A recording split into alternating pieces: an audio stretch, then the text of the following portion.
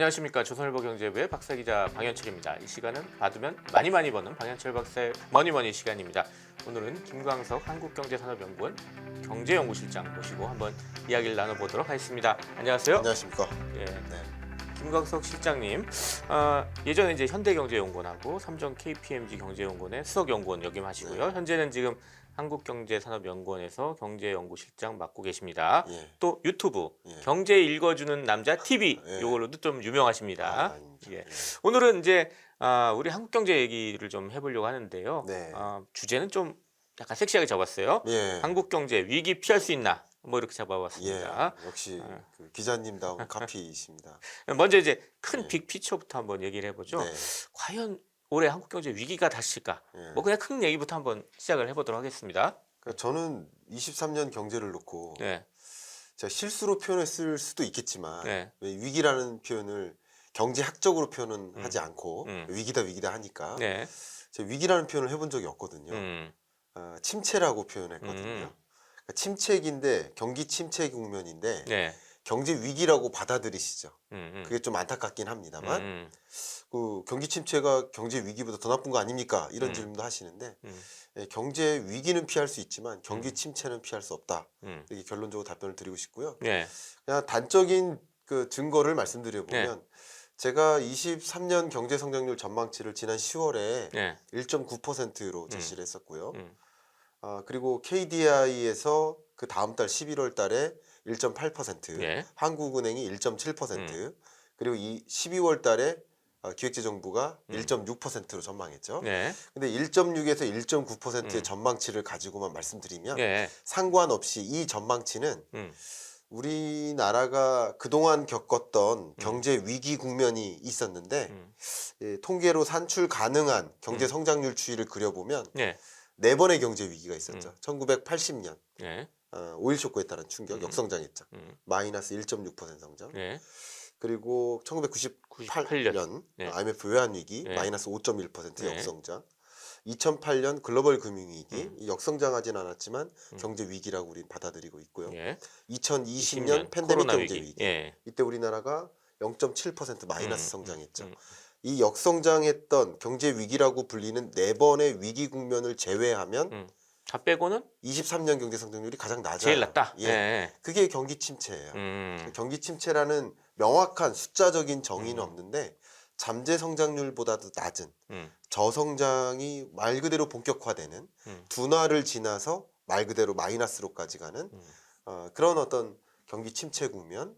23년 경제는 경기 침체 국면이다 이렇게 생각하고 있습니다. 위기라고까지는 얘기하지 않겠지만 그래도 침체다. 그건 이렇게 확실합니다. 예. 얘기를 하겠습니다. 네. 그럼 4대 경제 지표 하나하나 좀 네. 짚어보죠. 먼저 네. 4대 경제 지표 중에 첫 번째 물가. 네. 물가는 어떻게 될 것 같아요, 올해는? 물가는 역시 정점 찍지만 잡히진 않는다 이렇게 표현할게요. 네. 이미 22년 7월 물가 상승률이 우리나라 입장에서는 6.3%가 정점이었었고요. 네. 그 이후로 5%대까지 지금 현재 기준으로 떨어진 건 사실입니다. 정점 찍고 안정화되는 기로에 있지만 2%라는 목표 물가에 부합하는 숫자는 23년 연내 보기 어려울 수 있다. 올해 2% 물가 목표까지는 못 볼 거다. 예. 그러니까 월별 물가 상승률 기준으로 봤을 때는 네.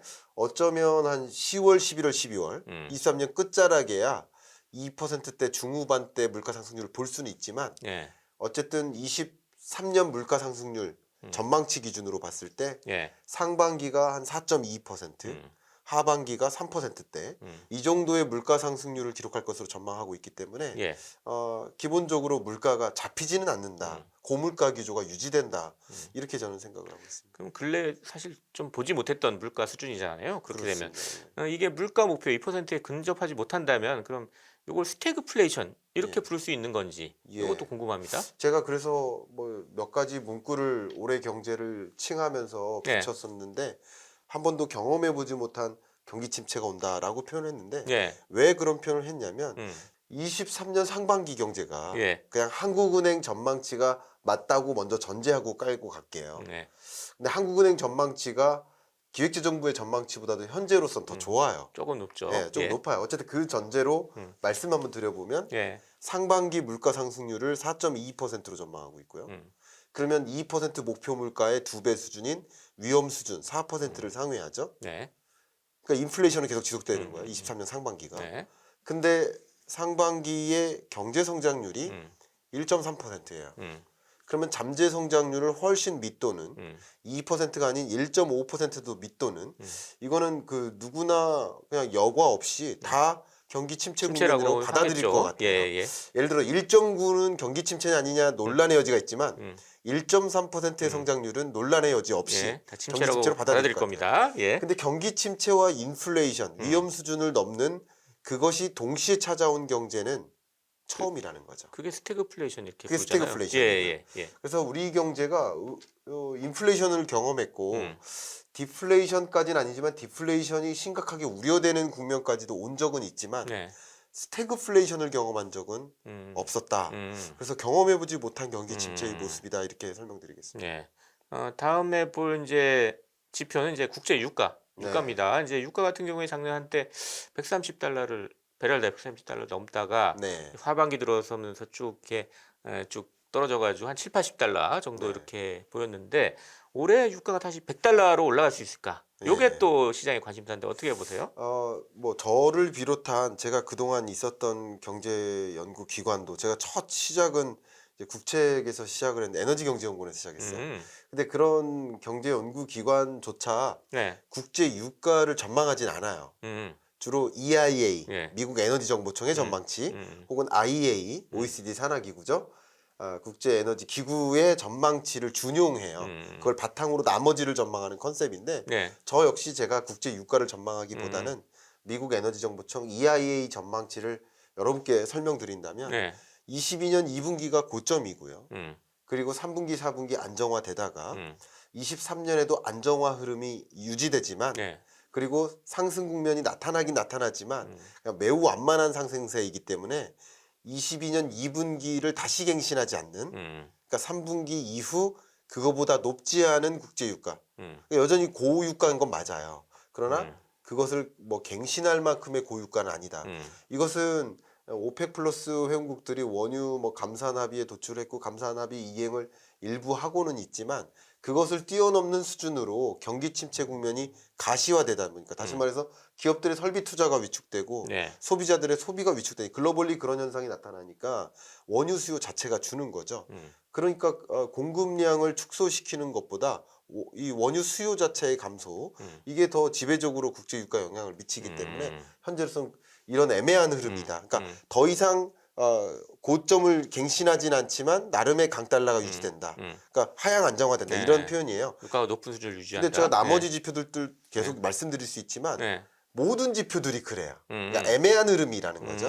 예를 들면 앞에 말씀드린 물가도 네. 정점은 찍었지만 잡히진 않는 애매한 흐름. 네. 그러니까 금리도 그렇고 환율도 그렇고 주가마저도 그럴 것이다라고 보고 있는데 또 네. 하나하나 말씀 나누시죠. 예, 예. 그럼 금리는 어떻게 될까요? 이미 금리 인상 속도 조절 이미 시작됐어요. 네. 올해 과연 금리 인하까지 나올 것인가? 이게 또 관심사긴 합니다. 예, 이것은 뭐 전문가마다 예. 입장을 좀 달리하고 있는 경향이 있겠습니다만 금리 인하 기대감은 무성하겠지만 금리 인하는 어렵다. 이렇게 똑같이 저는 애매하네요. 예. 역시 애매합니다. 예, 예. 왜냐하면 22년 연내에 이렇게 강도 높은 긴축 행보를 보인 이유가 바로 또 물가 때문이잖아요. 네. 근데 물가가 제대로 안 잡힌 상황에서 미국을 보는 게 더 중요하겠죠. 네. 미국 같은 경우도 물가가 상반기 CPI 기준으로는 5%대, 하반기가 4%대. 그러니까 2%라는 목표 물가에 부합하는 물가가 안 나와요. 근처도 못 가겠네요. 근처도 못 예, 가요. 뭐 예. PCE 기준으로는 근처는 갑니다만, 자 근처 갔을 때 한번 생각해 보세요. 이미 이 연준의 실패라는 오명을 둘러싼 네. 그 파월 의장으로서 또 한 번 실패를 경험하면, 그러니까 이모작이 안 되는 거예요. 인생 이모작이. 예. 그러니까 자기는 그런 그림을 많이 그릴 거예요. 왜냐하면 뭐 다음 나는 뭐를 할까? 나도 뭐 기획재정부 장관이 될까? 예를 들어서 아니면 뭐 석좌 교수가 될까? 근데 이모작을 하는 그런 관점에서 연준의 임기는 연준 의장의 임기는 끝날 수 있지만 예. 그 이후에 이모작을 한번 파월 입장에서 생각을 네. 해보면 두 번의 실패라는 오명을 가지고 살아가고 싶지 않을 거예요. 그러니까 다시 말하면 거의 물가가 안정화되는 것 같아라는 나름의 확신이 들더라도 네. 금리 인하를 당장 단행하기가 쉽지 않다는 거죠. 하물며 2%라는 목표 물가에 부합하기도 어렵다. 예. 그런 관점에서 금리 인하는 사실 어려울 거라고 저는 보고 있습니다. 예. 4대 지표 중에 이제 마지막 환율입니다. 그러니까 4대 네. 지표는 물가, 국제유가, 금리, 환율 이렇게 되는데 네. 환율 조망은 그럼 어떻게 좀 환율도 하세요? 애매합니다. 그것도 애매하게? 예. 23년 경제가 예. 애매한 경제예요. 음. 경제 위기는 아닌데 경기 침체라고 침체고. 말씀드렸죠. 예. 그러니까 막 폭풍이 불어듯 닥치는 건 아니에요. 나무가 부러지는 건 아니에요. 근데 장맛비가 내리니까 음. 밖에 약속 잡고 나가기가 애매한 그런 모습의 날씨에 비유할 수 있을 것 같아요. 네. 근데 앞에 다른 지표들이 그러했듯이 음. 환율이 역시 강달러를 불러일으켰던 요인이 뭐였습니까? 역시 금리 인상 아니었습니까? 네. 금리 인상은 역시 물가였고, 그러니까 물가 금리 시장이라는 삼박자에 따라서 경제가 운용된 거예요. 네. 세계 경제가. 근데 물가가 정점을 찍고 안정화되지만 안 잡혔으니까 금리도 추가적으로 인상은 하겠지만 금리 인하는 어렵고 거의 동결을 가져갈 가능성이 높겠죠. 네. 그런 관점에서 이 금리 인상의 가속화 이런 요인은 이제 상대적으로 사라지기 때문에 이제 강달러 기조가 좀 많이 조금 약화된다. 약하게 그러나 되네. 여전히 고금리라는 거죠. 그런데 또 한 가지 중요한 것은 달러 인덱스를 구성하는 나머지 나라들, 유로존, 네. 유로존의 유로화, 영국 파운드화, 스위스 프랑, 스웨덴 크로나, 일본 엔화, 캐나다 달러 네. 이런 국가들의 긴축 행보가 상대적으로 미국보다 더 지연돼요. 추가적인 금리 인상이 있어요. 그러니까 23년 4월 정도가 미국의 기준금리의 고점을 기록하는 시점이라고 지금은 조심스럽게 예측을 하고 있는데요. 네. 근데 그 이후까지도 이런 국가들은 금리 인상 행보를 단행합니다. 그럼 미국과 나머지 국가들의 금리 격차가 축소되는 과정. 줄어들겠네요. 예. 이게 강달러 기조가 약화되는 거죠. 그렇다고 해서 약달러로 전환되지는 않습니다. 그러니까 약달러, 강달러의 기준을 세우기가 좀 어렵지만 그래도 이제 긴 기간 동안 우리나라의 원달러 환율 기준으로 봤을 때는 1,100원 정도가 가운데예요. 네. 그럼 1,100원을 넘으면 강달러다. 1,100원을 밑돌면 약달러다라고 가정했을 때 네. 여전히 1,100원을 넘는 강달러 기조는 유지되겠지만 다시 22전의 경우에 또 그런 슈퍼 강달러, 뭐 킹달러 1,500원 온다 뭐 이런 예, 얘기 했었는데 그거를 그까지는 안 경험하지 간다. 않는다는 거죠. 예. 이렇게 여러 가지 지표들이 애매하게 흘러갈 것이라고 저는 생각을 하고 있습니다. 예. 이렇게 해서 이제 4대 지표, 이제 네. 경제 지표 짚어봤고요. 국내 시장에 뭐 요새 최근에 좀 불거지는 이슈 하나 좀 네. 짚어보죠. 이 프로젝트 파이낸싱, 부동산 네. 프로젝트 파이낸싱 가지고 되게 시끄럽잖아요, 요새. 네. 예. 한국의 이제 부동산 이런 시장, 부동산 금융이 어떤 위기의 진앙이 될 수는 있지 않을까? 뭐 네. 이런 우려를 하시는 분들이 꽤 있는데, 네. 요건 어떻게 좀 보세요? 이것을 진압 못하면 음. 경기 침체가 아닌 경제 위기로까지 불거질 수는 있습니다. 네. 그 리스크 요인이 없다는 건 아닙니다. 다만 이것의 그 영향력은 굉장히 큰데 발생 가능성은 그래도 좀 낮다. 뭐 10% 정도 언더다 이렇게 저는 네. 생각을 하고 있습니다. 네. 리스크 워치 결과를 보면 다 대부분 그렇게 인식을 하는데요. 근데 그 시나리오를 우리는 기억할 필요는 있겠죠. 네.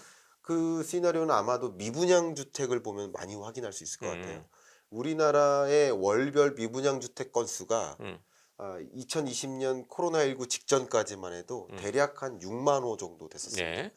이 코로나19 이후에 특히 금리 적극적으로 인하할 때 집값이 막 폭등할 때 네. 미분양 주택이 엄청나게 빠른 줄겠죠. 속도로 해소됐죠. 예. 그게 20년이고요. 21년에는 그 미분양 주택이 저점에서 계속 맴돌죠. 이때 부동산 매매 가격, 집값 매매 가격의 상승세가 둔화되는 시점이고요. 네. 그리고 22년 들어서 미분양 주택이 늘어나기 시작합니다.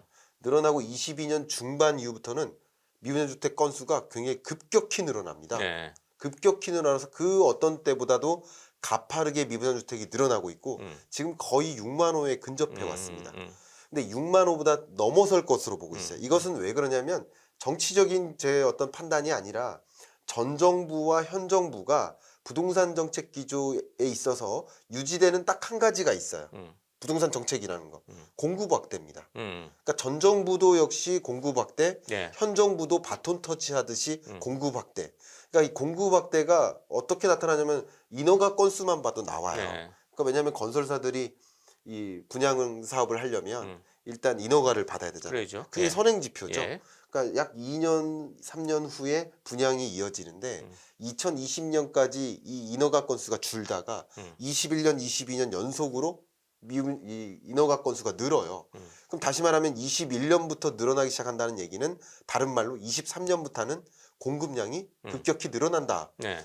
2, 3년 정도 격차가 있으니까요. 음. 그것을 생각해 본다면 가뜩이나 높은 금리 때문에 이 주택을 뭐 심리가 지금 미수 심리가 상당히 줄었어요. 그렇게 얼어붙어 있는 상황에서 음. 공급량은 더 늘어나니까 미분양 주택 건수는 이 코로나19 이전에 있었던 6만 호 수준을 훨씬 넘을 거라고 보고 네. 있습니다. 예. 그러니까 미분양 주택이 우리나라가 아직 크게 경험하지 않았던 그런 이상한 미분양 주택 건수가 계속 등장하니까 이것은 시장을 계속 얼어붙게 만들고 특히 건설사의 PF 같은 경우는 예. 그 분양을 전제로 해서 돈 빌리는 거 아니겠습니까? 그렇죠. 예. 근데 분양이 다 안 되니까 돈을 못 갚는 일이 벌어지는 거죠. 못 갚는 건설사들이 먼저 부도가 있을 것이죠.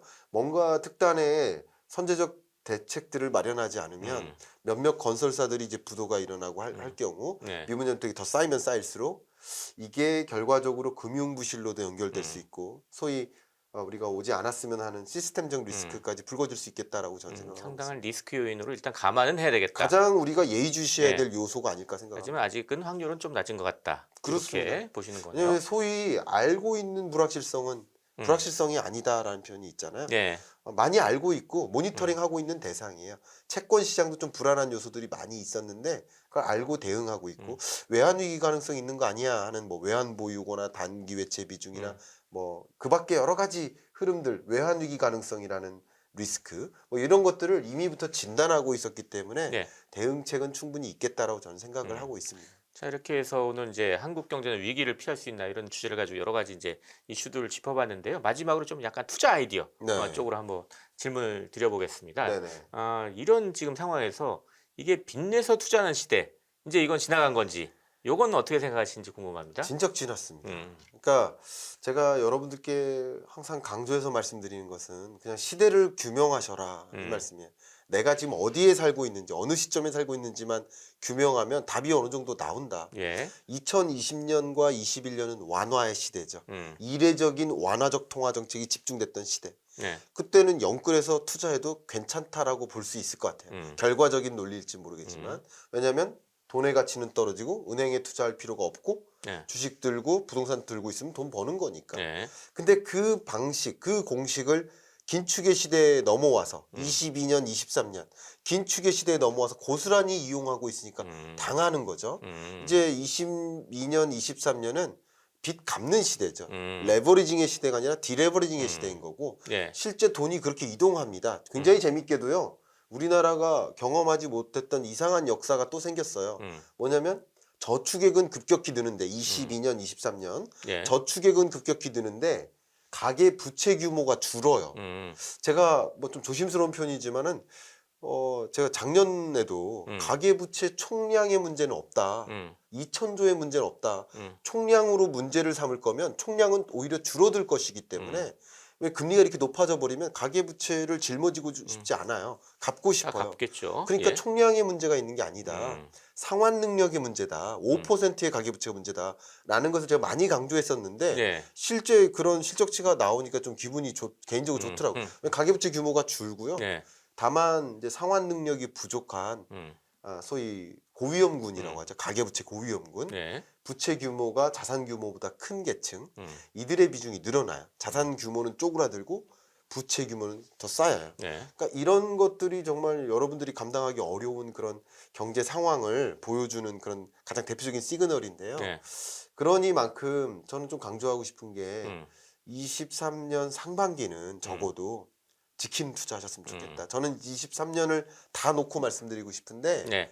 조금 더 적극적인 투자자라고 하신다면 23년 상반기만큼은 높은 금리 다시 오지 않겠다라고 생각하셔도 좋아요. 그래서 이렇게 높은 금리는 앞으로 안 올 가능성이 있다라고 받아들이신다면 특히 23년 상반기는 저축을 많이 늘리시는 것도 그 이상의 투자가 없을 수 있다라고 생각하시는 게 어떨까 하는 의견을 좀 올리고 싶습니다. 예, 감사합니다. 오늘 김광석 한국경제산업연구원 경제연구실장 모시고 한국 경제는 위기를 피할 수 있나 이런 주제를 가지고 같이 얘기를 나눠봤습니다. 마지막으로 저희 시청자, 구독자 여러분께 짧게 마무리 인사 부탁드리겠습니다. 네, 오늘 짧게 대담을 나눴는데요. 제가 말씀드렸던 주된 골자는 시대를 구분하라. 지금 어떤 시대에서 어떤 시대로 가는가, 그리고 나는 어느 지점에 놓여 있는가, 그 시대를 구분하면 어떤 대응을 할 수 있을지 그 대응책도 충분히 모색이 될 거라고 생각이 되고, 시대가 어떻게 변화하는지를 모를 때 어떤 대응을 해야 될지를 찾을 수가 없는 거 아니겠습니까? 네. 추운 겨울이 오면 겨울은 입으면 되는 거고, 여름이 오면 반팔티를 입고 나가면 되는 거죠. 예, 그렇죠. 근데 겨울이 오는 줄 모르고 눈 오는 줄도 모르고 반팔티 입고 나갔을 때 추위에 떠는 거죠. 그렇게 네. 시대를 좀 구분하고 그런 국면의 변화를 이해할 수 있는데 오늘 이야기가 조금이나마 참조가 되시기를 바라는 마음입니다. 네, 감사합니다. 네. 지금까지 김광석 한국경제산업연구원 경제연구실장, 그리고 저는 조선일보 경제부의 박세기자 방현철이었습니다. 그럼 다음 시간에 또 뵙도록 하겠습니다. 감사합니다. 감사합니다.